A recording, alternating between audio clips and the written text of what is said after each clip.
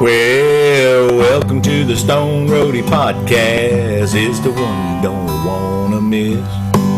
It stars Craig Reed, the Stone Roadie, and Griff, the rocket scientist. Let's not forget Kathy Godsey and all the old friends that come along. Lord, we'll be talking Skynyrd and leaving you with a song. Wake and Bake, episode 1, action. Alrighty then, looky here. Good morning and welcome. It's Monday, January 8th, 2024, and welcome to the first Wake and Bake show with the Stone Roadie Craig Reed and the rocket scientist Griff Martin. So, what do we got going on here this morning, Griff? Yeah, just rubbing a little sleep out of my eyes there, Craig. I got my cup of coffee and everything. You know, we're all set for the Wake and Bake, the first edition of the morning show. And this is a little spin on things with Craig and I. We don't just talk about Lynyrd Skynyrd stuff.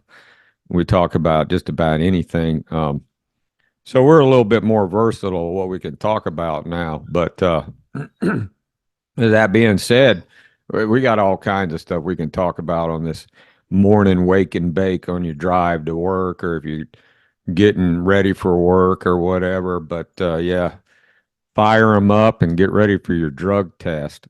And you guys keep going to work too, because, you know, Craig and I, we need that Social Security money, you know, because we need you guys to go and pay into Social Security so we can sit around and have fun all day. Well, that's what you do when you get old, right, Craig? That's right. And so there was a couple things. I tell you what, these podcast fans, they can be brutal. Like one guy, he goes, "I was really disappointed. You cut Craig off the other day when he was talking about something, you know." And heck, man, I probably cut Craig off all the time, so I apologize for that. But it had something to do with Cindy Morgan when Craig was talking about being out in San Francisco and Los Angeles on the Sunset Strip, you know, with Dean. Los Angeles. Cindy Morgan. She's the lady with that was in Caddyshack with Chevy Chase. Yeah, so evidently I cut you off. And was there something that you wanted to say about her? I think she died. No, that was it. That was the end of the story. Yeah, it was just about the other people that we met out there, and that was about the extent of my meeting with her. She was I'd partied with her a little bit in Dean's room, but you know, she was in there, and that was it. Yeah. Yeah. A lot of times when I cut Craig off, I'm giving him an out so he doesn't have to talk about something anymore. So sometimes it's by design. So yeah. So anyway, yeah, we went over that thing with Cindy Morgan, but we're going to talk about all kinds of stuff this morning. We're going to talk about aliens and murderers and, you know, but today's kind of like a cool day for Craig. This is an anniversary for something that happened 50 years ago. What happened 50 years ago, Craig? Well, you know, December the 7th is when I actually met Lynyrd Skynyrd up there at the Holiday Inn in Kent, and then the lady called me and wanted me to meet her down at the Alex Cooley's ballroom for the Lynyrd Skynyrd at New Year's Eve. So I met her down there, and then that's when Ed went to Ronnie and asked Ronnie to hire me. It was January 1st, 1974.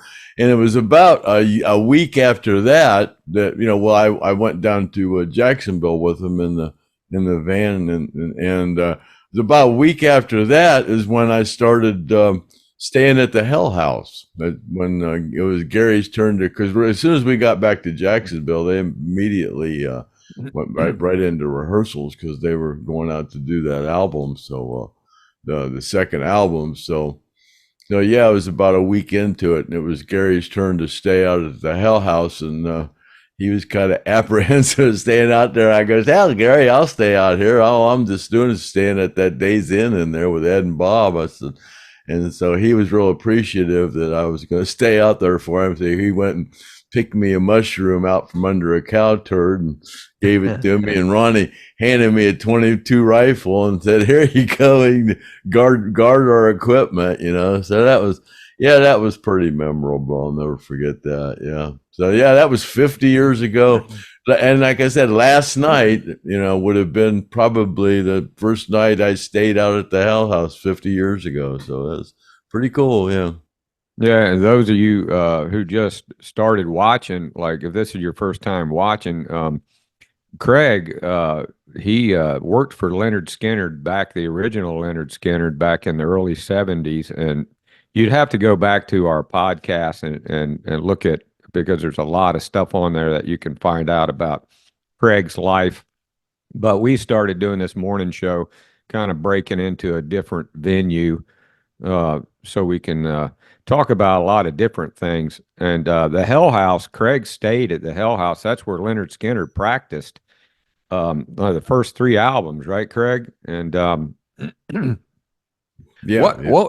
so those guys practiced out there, and it was hot as hell. They didn't have any air conditioning. It was like an old cabin by a creek, and mosquitoes and snakes and alligators and things. And Craig would have to stay out there to watch the equipment, because people would come in and steal shit out of that old cabin. What was it like out there the first night you stayed out there, Craig? Well, it wasn't, nothing out of, it wasn't nothing, no big deal really, kind of like camping out, I mean. But for a guy from Ohio, and you come down and you're staying out in the middle of a swamp, it had to be. Well, yeah, I mean, I've lived in the country my whole life, and it's just, instead of, it's just the swamp, gators and snakes, and we don't have no gators up here. We got most everything else. No, that's not much different. Well, I remember back, when I was a young man, and I knew a girl from Ohio, and we were at some hotel somewhere, and a roach crawled across the floor, and she thought she was going to die because she saw that roach. I mean, the palmetto bugs, they get pretty big down here in Florida. You guys don't have that kind of stuff up there. But I heard that Hell House was crawling with the palmetto bugs. Them flying ones. Yeah, the ones that fly, and they come right at you too. You could run away from them. Yeah, there was some roaches out there. The most offensive thing to me out there was the water, man. It smelled like rotten eggs that had so much sulfur in it, Yeah. You kind of get used to it after being out there for a while. But yeah, that was the first thing that was kind of really noticeable. The water smelled real bad. Yeah, there was some like really big alligators down in that creek, and I couldn't believe that you guys used to go swimming in that damn creek. Oh, I didn't. No, well, not back in there. Not back in there. I never got in the water back there. But yeah, I did. I water skied on Black Creek, and it's basically the same type of thing. But yeah, I never swum back there in the back there. Yeah, and I've been back there quite a bit. It's pretty much the same, but now it's a housing development. But that creek all looks the same and everything, and it's just really dark and dirty, and it's black. The water's just black. You can't see anything. Yeah. Yeah, but now that property's been bought, and somebody's going to build a house on it, and it's kind of crazy. But I was glad I got to see it before that housing development went out there. Gene Odom took me out there, and it was pretty cool. Yeah, there were some things that we were going to talk about. We got some upcoming guests.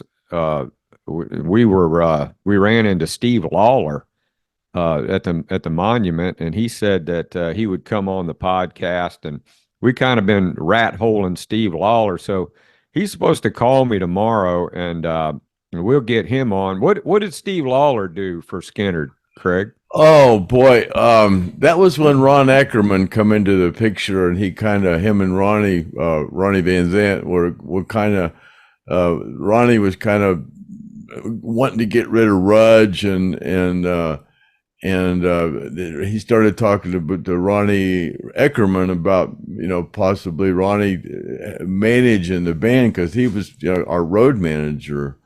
And so he also had a lighting company, and Ron Eckerman was pretty in tune with the Fleetwood Mac and some other bands before he got with us. He was really young, but Steve Lawler worked for Ron Eckerman, and so did Rodney Eckerman and Mark Howard. And but Steve Lawler was like the production manager for Fleetwood Mac. So when Ron's kind of business came over to the Skynyrd side with the lights and stuff, he brought over Steve Lawler and his whole kind of crew, and that Steve Lawler was like Fleetwood Mac's production manager, and Steve was staying at the that Ron Eckerman had that house down there where Fleetwood Mac lived. And when Christy McVie took off with that roadie, that roadie worked for Ron Eckerman. He was a lighting roadie. So Fleetwood Mac kind of blamed Christy McVie's divorce from her husband on Ron Eckerman. It's kind of funny. Yeah, but I think Steve Lawler was staying at that house at the same time too, but I don't know if he'll want to talk to any. I when I contacted him, because I contacted him just a couple of days ago and said, hey, we'd like to get you to be the first guest on the Stone Roadie show for 2024. I said, I'd like to contact Griff if you would. And he goes, yeah, I'll do it tomorrow. So I wrote and told him, I said, we get together and see what you feel comfortable talking about before we come on the show. So yeah, so that's coming up. And then Mark Howard called me yesterday and kind of said, oh man, I got the check, I sent him a check for $1,320. And he already got, him and Gene already got that $1,000 out at the monument we gave him. So Gene only got 620, but then Mark Howard ended up getting 1,320 because he had some private donations that he wanted specifically to go to him, and then that guitar pick sold. That went to Mark Howard too, but he was, thanking you and I for doing this, and I said, man, it's, it's not us. I said, it's the people that, watch the show, cause I was offered, people wanted to send in donations, when we started giving away our subscription money, they were wanting to send in money. And I goes, man, I don't want to take donations. That's not what we want to do here. But then I kind of felt bad. I goes, I can take the money and hold it on to them for us, and so that's what I started doing. And then, people started sending in pretty good amounts of money, and we ended up sending out $24,650 last year to 5 of the recipients, and it's pretty obvious that we didn't pocket any of that money for ourselves, because everything that was sent in was put up on the board. And a lot of people, if we didn't mention their people's names and they send in money, they kind of reminded us that, hey, did you get that check or whatever? Yeah. So they kept us pretty much in check. We gave away all that money to the people that needed it. So, and then you have a meeting with Leslie here maybe next week, huh? Well, I talked to Leslie Hawkins and a couple days ago for about an hour on the phone. That was the first time I've ever talked to Leslie, and what a great lady. I mean, oh my God, it was, that's Lynyrd Skynyrd royalty, right there. That's a honkette. I mean, you're talking to Leslie Hawkins, you're talking to original Skynyrd, and what a great lady. I had a great conversation with her. You know, she's so cool. I mean, she told me a lot of things that I'd never, that I never knew, and she is very appreciative of the money that we're collecting, and she's just so sweet and very appreciative for what we're doing. And she said she would meet me down at Whitey's, and she would say a little something on behalf of what we're doing and thank us and kind of legitimize what we're doing, because she knows that we struggle with a few of the people out there that are nemesises. And so thank you, Leslie, for doing that. And I'll be in touch with you. I'm supposed to call her later on this month after I get done with that Manatee Festival, which is coming up this weekend. Leslie, not to interrupt you, but Leslie had some pretty severe injuries, and she really never complained a whole lot. Of course, as I think back, nobody actually did. Mark Howard, he never, he had 20 surgeries, and he never really complained or blamed anybody for his condition. Or Paul Welsh, he really never complained or blamed anybody for his condition. Or Mark Frank, or Gene Odom, and they all had pretty significant injuries, but none of them really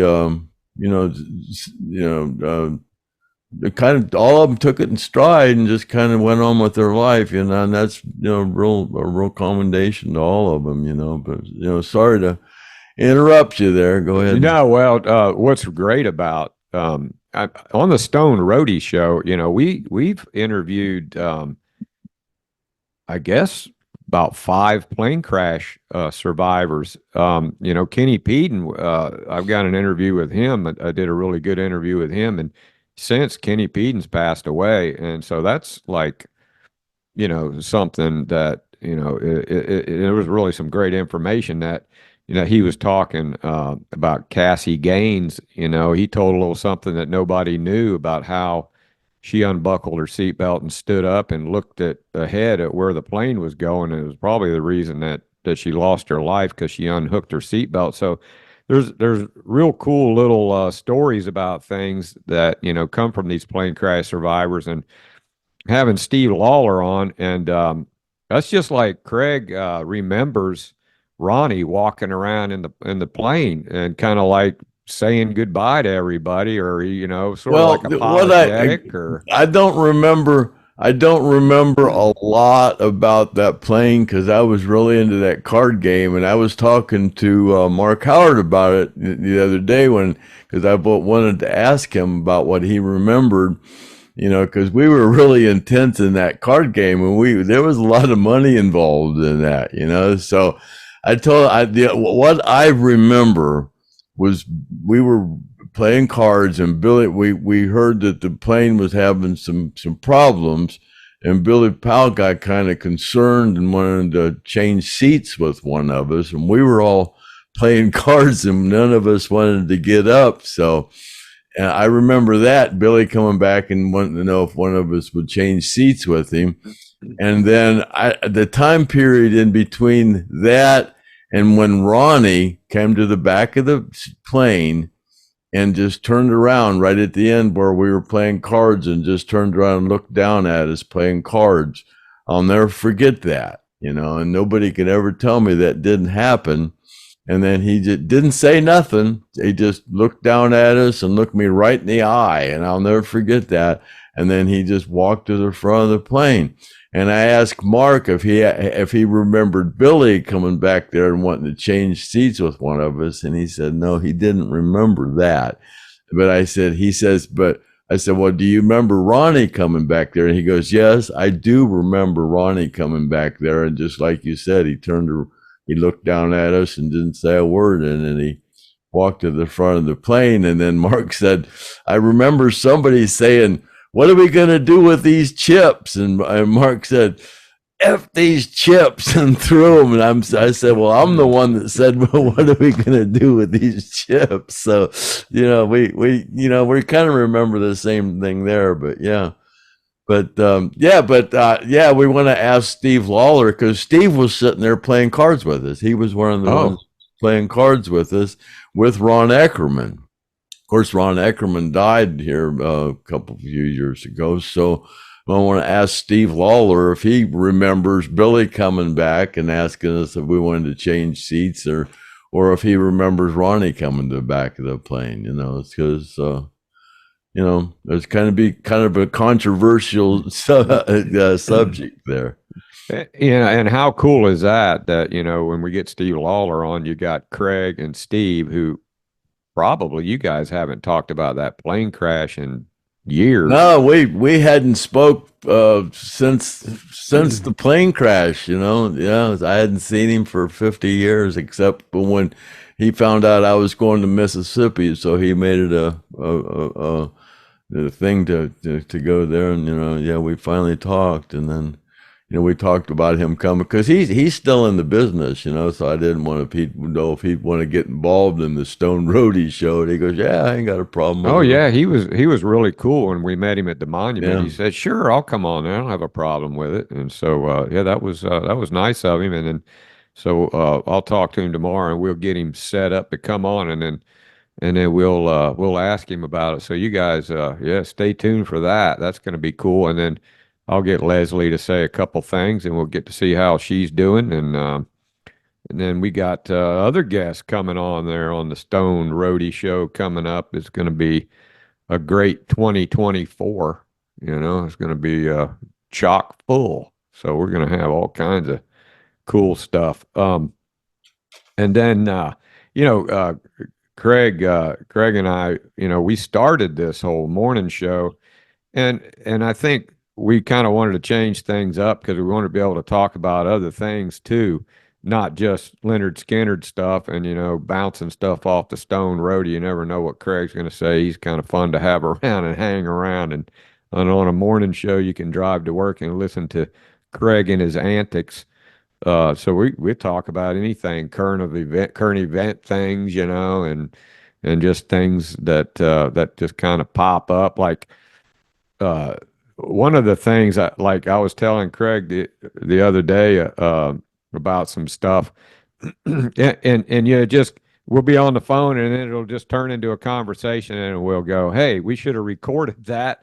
That could have been a podcast." So, and then just like a little while ago, Craig goes, "Hey, did you hear about those damn aliens in Miami at the mall?" And I'm like, I didn't even think about that. But yeah, I saw there was like about 100 cop cars down in Miami, and somebody videotaped it from their hotel room, like way above. And it just looked like just a swarm of emergency vehicles. And then I saw that on Facebook, and they said, "Yeah, there's 8-foot tall aliens in the mall, and people are shooting at them." And I never saw anything on the news about that. Did you see anything about that? I heard that's been funny because there's none of the police radios would work, and people tried to take pictures of them, and nobody's cameras work. I don't know. It's just all a big. I don't know. It's kind of funny, because you and I talked about the first one of these we would do. We would talk about that's what we were going to talk about. We forgot about what we were going to talk about. Did we ever really go to the moon? We forgot. Oh yeah, you correct. Yeah, we've been trying to come up with what the hell are we going to talk about on the first thing. And I said, well, we could. You worked for NASA. We could talk about if you think that we ever went to the moon. Because a lot of people are kind of. Kathy Godsey, she says, "No, man, it's all been, it's kind of looks like it's all been set up in a studio." So, and didn't I hear somebody else did that? Said they went to the moon and landed on the moon, some other country, and you can tell it's just studio stuff. Didn't some other country just do that? I think I just heard. Well, it's funny.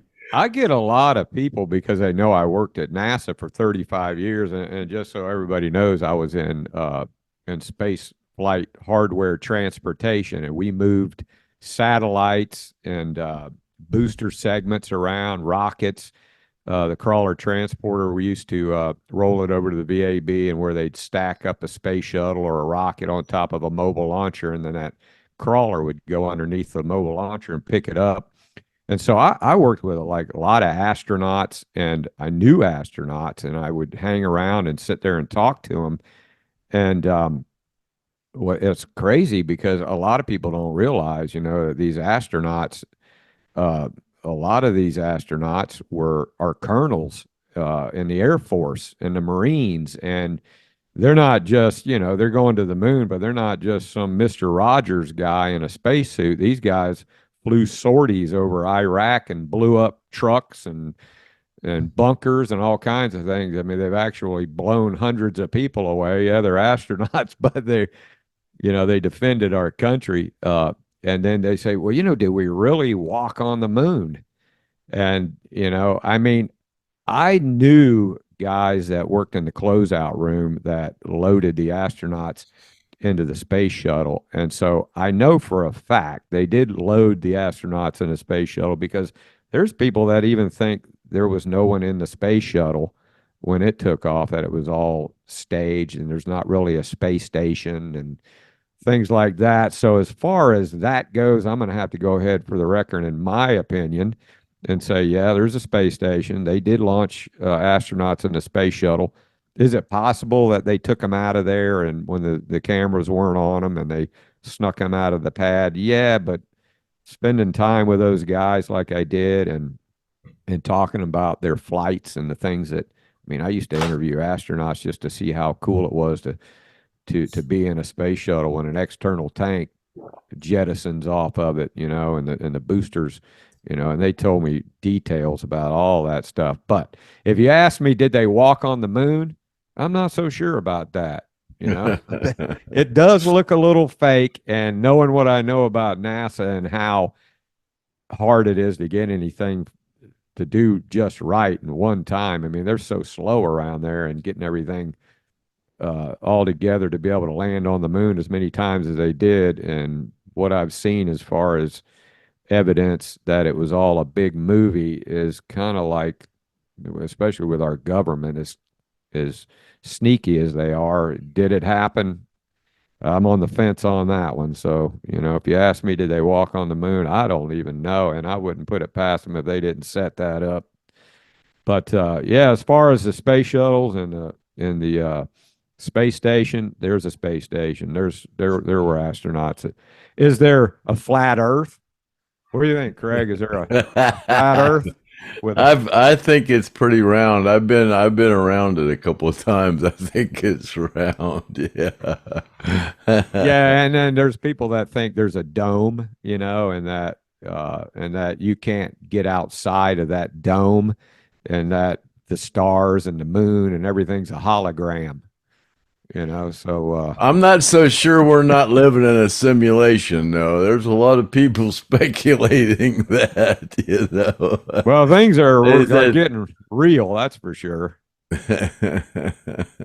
And they said this year that one of the things they're going to do to stop the election is there's going to be some flying saucers and things like that people are going to start seeing. So who knows? Maybe that whole thing down in Miami was set up to get us on board with being able to accept there's aliens. Well, I heard that first round of that thing that we had going now, and that was just a test to see how much bullshit we'd put up with. And I think that we outdid their speculations. I think we're stupider than they thought we were. Yeah, so they're ready to hit us with something else that's stupid that we're going to go for. Which I don't go for it. I didn't go for any of that stuff. I think there's a lot of us that know what's going on, and then there's a whole lot of us that don't. And at this point, the ones that of us that don't know what's going on, there ain't much chance that they're going to be getting any smarter anytime soon. So we're still in a lot of trouble. It's like I said the other day. That's kind of what they said. They said that, I remember the saying that someday the meek shall inherit the earth. And So I said, I don't think it's a good idea for women to be in politics just for that reason. Well, there is some crazy stuff going on, with all the immigrants and things like that. And there's certain things Craig and we just can't talk about on the podcast that they will definitely take our subscription away. So it just seems like the more women they let in politics, the crazier the world gets. I mean, it's just what were the things that we got going on in the military and the government is just bizarre. It's just not even conscionable. And the way that they get away with, this administration gets away with things, and people just eat it up. And it's like nobody even cares anymore, especially the young people. They're like, they just want something for nothing, and they just want to go out and get their cell phone. I mean, you go around and you see these kids. I like to go walk around the lake down in Lakeland over there, not too far from where I live, for a little exercise. And I see these kids, man, and all they do is they have their face in that cell phone everywhere they go, and that's their whole life is a cell phone. And I don't think they would know what to do if we had a grid go down.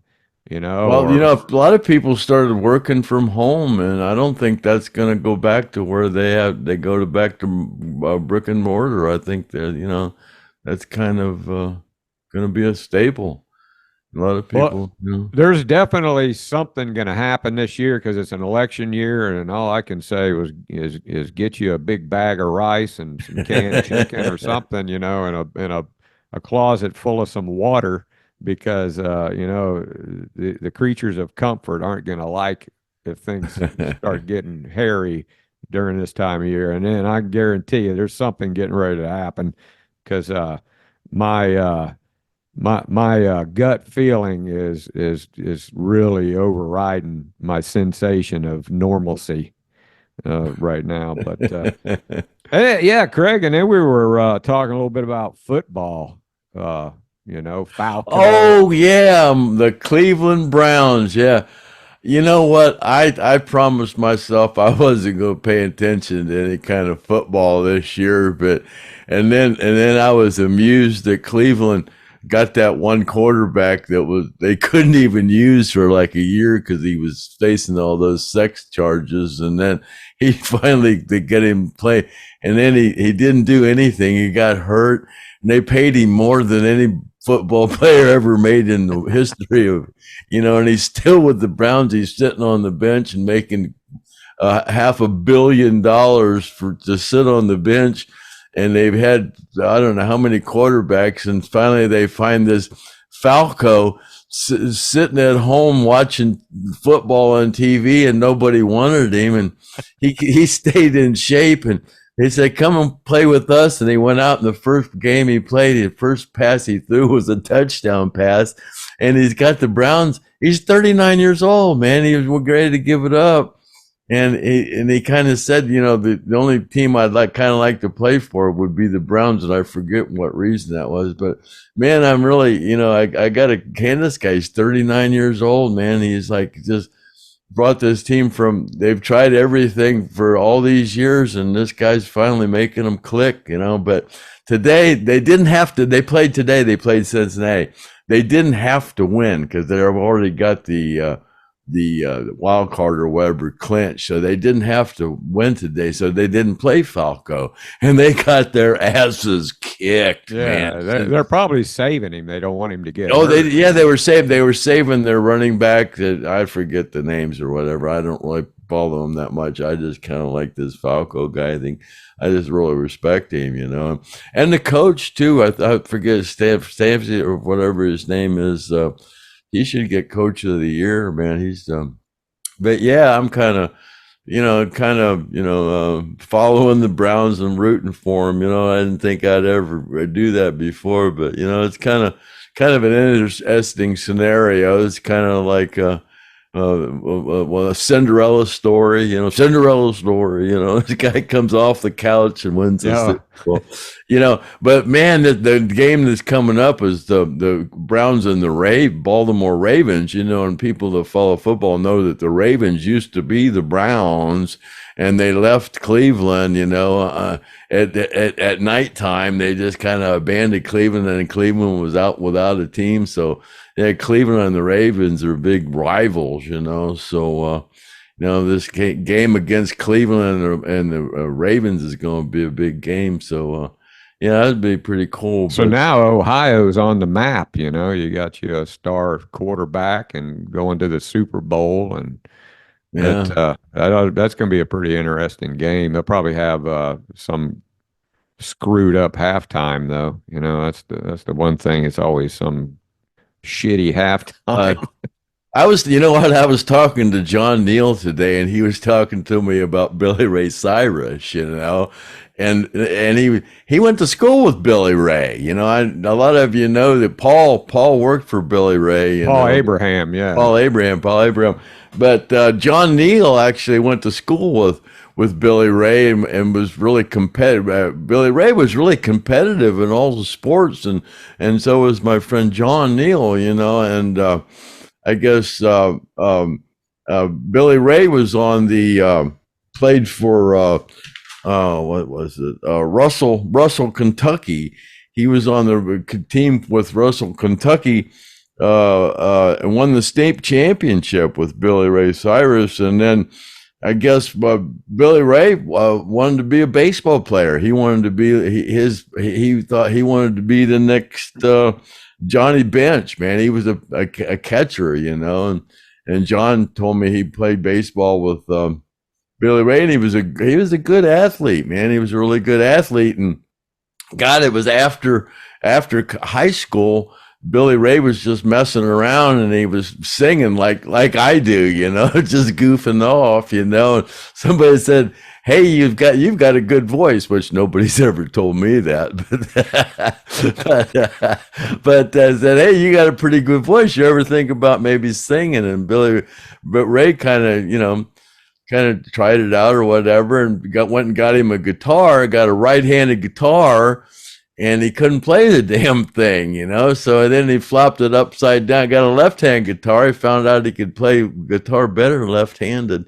So then that's kind of how that whole thing started. He just kind of started playing around town and stuff, that whole thing. But then, John lives down there where was it? Piketon, where those Piketon murders happened. Yeah, Pike County, Ohio. Yeah, that's where. And I was telling Griff, I says, me and John went to a 4th of July party when all these rednecks had this 4th of July party, and man, they had thousands of dollars worth of fireworks. And I was telling John, I go, who in the hell had put up all the money for these fireworks? And man, it was the big party outside, and there was, just all kind of stuff, and me and John took some beer, and we had it in the car, and one of the guys carried our beer up for us, and put it in the refrigerator and stuff. And we were standing in the kitchen talking to these two guys. It turned out that these two guys that we were standing in the kitchen talking to were two of the guys that murdered those people. That murdered those people, And yeah, there were 8 family members that got execution style, all shot in the head. The Roadies, and that was 2016, and there's the Roadies and the Wagners. I guess they had like a pot farm out there where they made a lot of money on pot. They had a custody battle between the families, and one of the kids. There was like about 4 of them or 5 of them that they arrested, and it took them a couple years to round them up and get evidence on them, and so Craig, you were at the party, and that I was I was standing there talking to him, and the kid, 2 of the guys that killed those people were standing me and John were talking to him in the kitchen, man. The guy went and was carrying her beer around for us and stuff, It was great. Didn't John go to school with those guys or something? No, he not knew? not those guys, but he No? knew Yeah. about that. You know, it's down in the hollers down in there. You know, that's where he lives down in there. But John was telling me this story down there where the high school coach, where Billy Ray Cyrus went to high school, the high school coach got caught. Well, he was letting all the high school boys on the basketball team have sex with his wife, and then he was videotaping it. And these boys having sex with his wife, you know, and videotaping. He got caught, you know.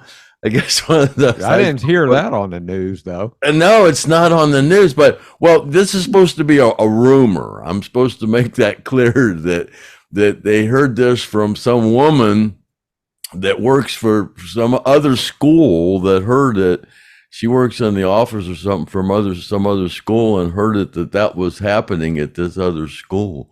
So it's kind of like, you know, gossip between women, but it happened to somebody that actually worked in the school system. So, but yeah, it's not on the, it's not on normal news. You know, I think maybe they're trying to keep it quiet because it's involving minors and stuff. Well, But probably what happened. You might hear that this might be breaking news sometime in the future, but for right now, it's just a rumor. You know, What probably happened was, all those guys on the team, and then somebody ran their mouth and blew it, because they probably told some girl, and she's went and told those guys, they the worst thing you could do is tell on yourself. And we had like a bunch of guys when I went to school was having sex with the science teacher, and I was like, that can't be true, because she seemed like a librarian or something. You would have never thought she would have done that. And I remember a friend of mine, he goes, "Hey, take me over to this girl's house over here, this lady's house over here." And so I said, okay. And so I went and dropped it. And I go, "Hey, I'll call her Miss X. I don't want to say her name because she probably still might be around." I said, "Well, this is Miss X's house, the science teacher." And he said, "Yeah." He goes, "Yeah, I go in there and have my way into bed with her, and her husband hides in the closet and watches." So that's been going on for many years, that whole thing with the teachers.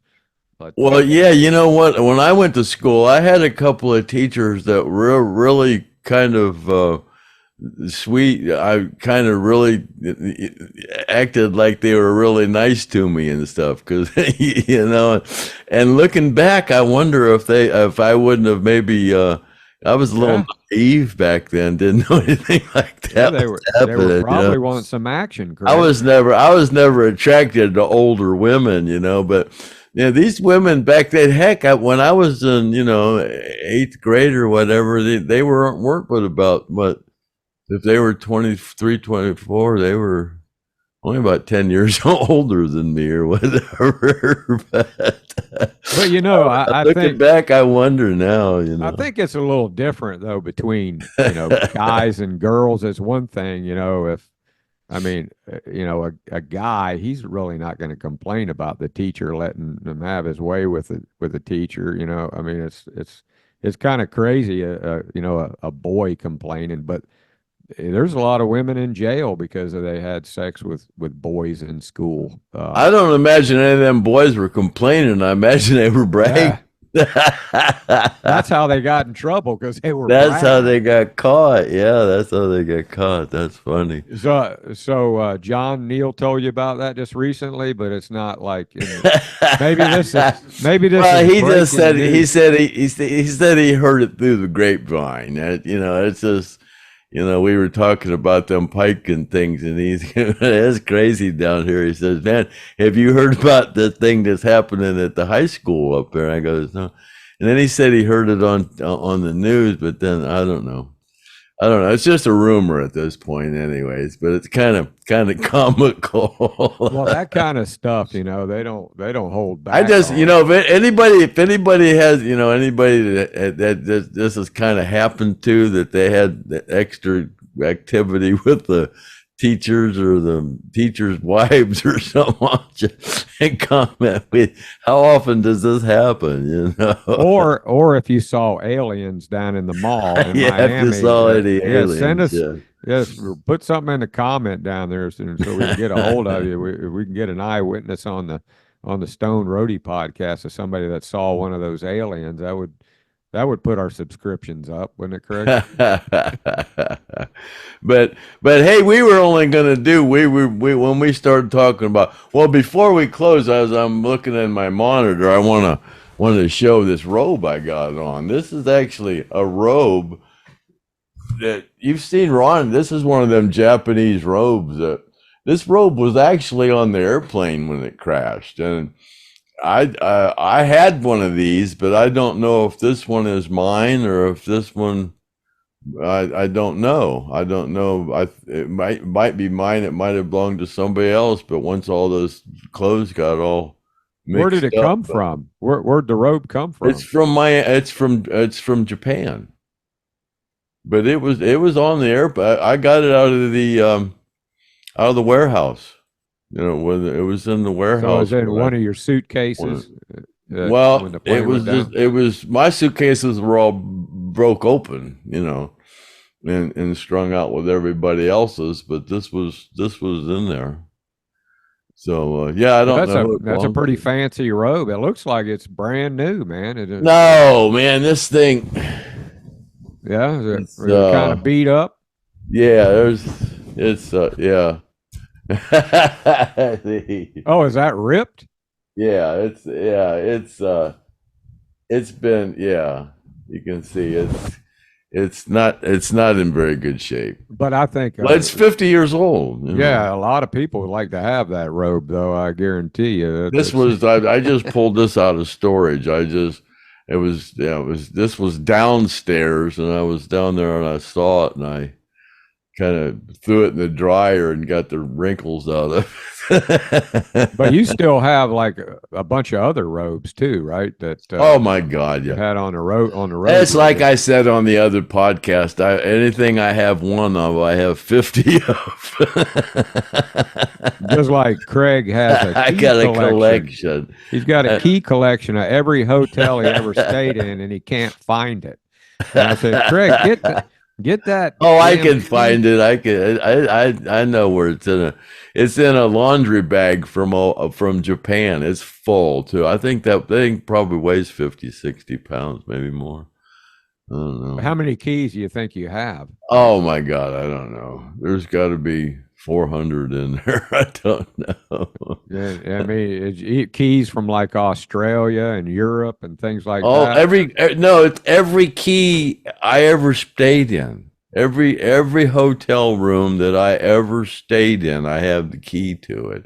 It's been so long since I've used a key at a hotel. I mean, that's all cards. In Paris, it came to the bus. It had a big brass heart star on it, and I was sitting in the bus in Paris with the key, and the hotel come out and said we need the key to this room, and it was my room, so I had to give it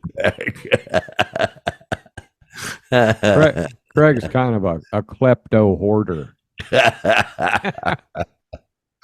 He's when I was at his house, I mean, he's got. How many shoes do you think you have, Craig? A couple hundred pair, yeah.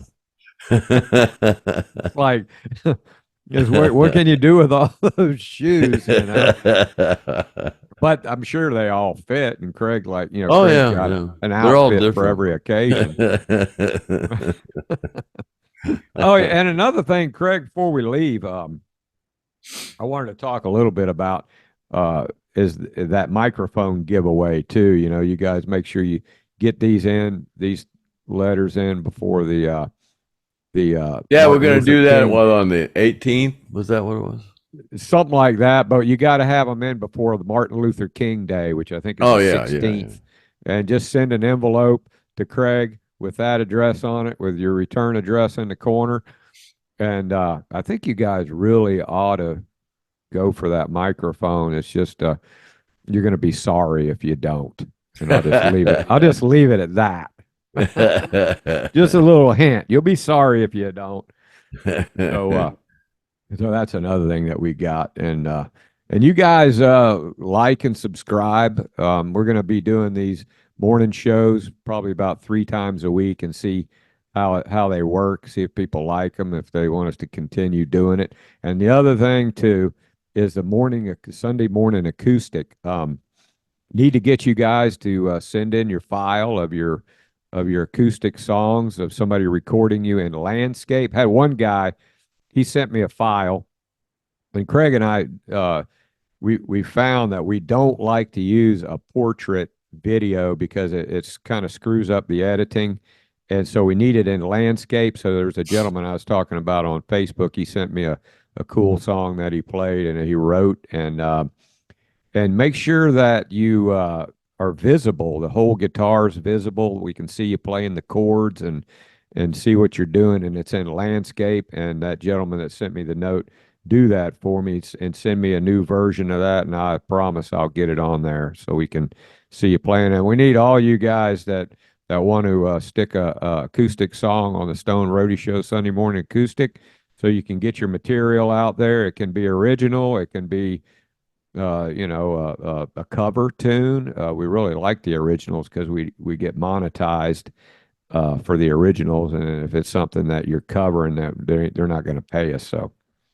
So that's about it for the Monday morning wake and bake. What do you think, Craig? Anything else you're going to talk about? Yeah, well, just wanted to comment and say, yeah, Sweet Melissa sent one in Sunday, and that looked and sounded really good. Yeah, yeah, Sweet Melissa, Street Preacher. Thank you for that, Melissa. That was a great job. What a great editing on her video. We need her to edit our videos. She was fading in, and it was all this cool effects that she put on that video. I really loved that editing. So, all right, that'll do it then for the wake and bake on your Monday drive in, and we'll be rolling another one out pretty soon. Yeah, but I don't think they're going to be this long. We wanted to make sure we had adequate content for this first one. We kind of, Griff kind of said, "You want to do one?" And I go, "Oh, it's so we kind of maybe we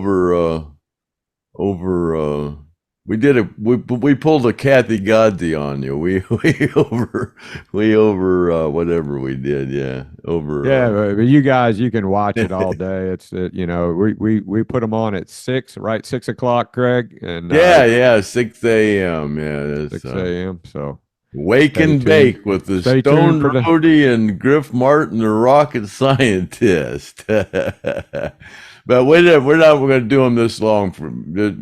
We plan on maybe just a half hour because we don't think anybody's drive to work is this long. I hope not. Anyways. Plus, Craig and I don't want to be working too hard, man. It takes a lot to do a podcast. So this will be one you can listen to on your way to work, and then you can listen to the other half on your way home from work. Yeah, there you go. So you got anything else, Griff? No, just like and subscribe, and we appreciate you guys watching, and send in those Sunday morning acoustics, and then that microphone giveaway, and we'll see you Wednesday. Yeah, podcast number 1 of the Stone Roadie Show morning show, Wake and Bake with Griff Martin, the rocket scientist, and Craig Reed, the Stone Roadie, and we're out of here. Merry Christmas and Happy New Year. Cut.